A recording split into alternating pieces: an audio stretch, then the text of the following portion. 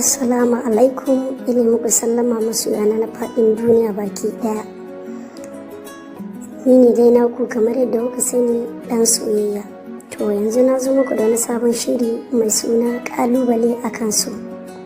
Ƙalubale a kansu kamar abin da ya shafi soyayya, a irin ƙalubalen da ake samun matsalolin da ke faruwa da kuma irin abubuwan da ke faruwa da mutum daga ya fara renon mutum a zuciyar shi, da kuma irin yadda ya mace ke shiga damuwa idan ta fara son wani ɗa namiji, da kuma irin abubuwan da ke faruwa bayan ka fada. Insha Allah zai dinga zuwa muku a wannan tasha tamu ta Sanusi M SB TV in Allah yadda, duk ranar Laraba da karfe 8 na dare. Insha Allah za mu dinga kawo muku shi. Za mu fara daga part 1 har zuwa wani lokaci, zuwa inda Allah ya nufa. Na gode. Har kullum ɗan soyayya, na gode.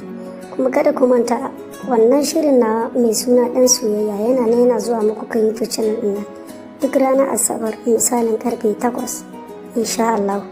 Labari ne mai dogon zango, kuma ya kamata ku tsaya ku natsu ku san me labarin ke nufi, kuma ku fahimci abin da ake nufi, domin labari ne da ya faru da gaske. Na gode masu, ina muku fatan alkhairi.